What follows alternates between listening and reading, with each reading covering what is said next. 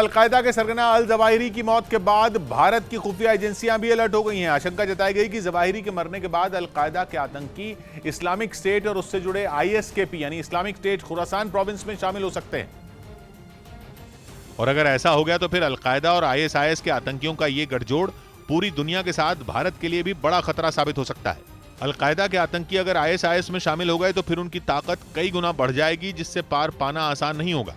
कहा जा रहा है अल जवाहिरी के मारे जाने के बाद आतंकी संगठन अलकायदा के पास कोई ऐसा बड़ा चेहरा नहीं बचा है जो पूरे तरीके से संगठन को संभाल सके। माना जाता है कि दुनिया भर में किए गए बड़े हमलों के पीछे नाम तो ओसामा बिन लादेन का होता था, लेकिन दिमाग अल जवाहिरी का।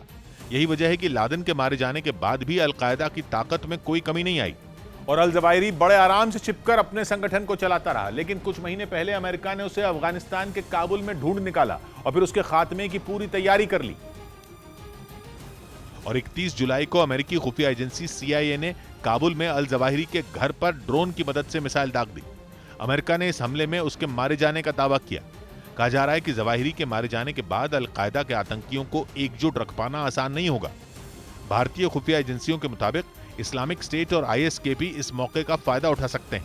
खुफिया एजेंसियों ने आशंका जताई है कि अलकायदा के आतंकी इन खूंखार आतंकी संगठनों का हिस्सा बन सकते हैं। और इसी बात ने भारतीय खुफिया एजेंसियों के कान खड़े कर दिए, क्योंकि अलकायदा और आईएसकेपी दोनों ने भारत में आत्मघाती हमलों और गैर मुस्लिमों को निशाना बनाने की चेतावनी दी थी। और इसके लिए अल जवाहिरी ने कुछ महीने पहले कई वीडियो भी जारी किए थे। उसने एक वीडियो में हिजाब विवाद तो एक और वीडियो में जम्मू कश्मीर से आर्टिकल 370 हटाने पर जमकर जहर उगला था। जवाहिरी के उन वीडियो को अलकायदा के आतंकियों के लिए एक संदेश की तरह देखा गया था। वहीं इस्लामिक स्टेट खुरासान भी भारत में अपनी पैठ बनाने की कोशिश में है।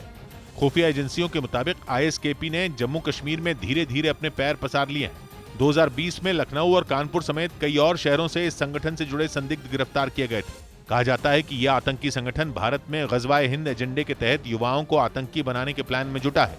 और ऐसे में अगर इसे अलकायदा के आतंकियों का साथ मिल गया तो फिर खतरा और बड़ा हो जाएगा, क्योंकि अलकायदा एक बेहद ताकतवर आतंकी संगठन है जिसके आतंकी दुनिया के 60 से ज्यादा देशों में फैले हुए हैं। कहा जाता है कि अलकायदा के आतंकी बेहद ट्रेंड होते हैं। साथ ही इस संगठन के आतंकी आधुनिक हथियारों से भी लैस होते हैं और उन्हें आत्मघाती हमले करने में भी माहिर माना जाता है। बताया जाता है कि अलकायदा के पास दुनिया भर में फैले 20,000 से ज्यादा लड़ाके हैं। साथ ही इस आतंकी संगठन के पास 1200 करोड़ से ज्यादा का फंड है और वो इस पैसे का इस्तेमाल आतंक फैलाने और आतंकियों को ट्रेनिंग देने के लिए करता है। जाहिर है भारतीय खुफिया एजेंसियों ने जो आशंका जताई है वो डरा देने वाली है। अगर अलकायदा के आतंकी इस्लामिक स्टेट खुरासान प्रोविंस में शामिल हो गए तो आने वाले दिनों में ये भारत के लिए एक बड़ा सिरदर्द साबित हो सकते हैं।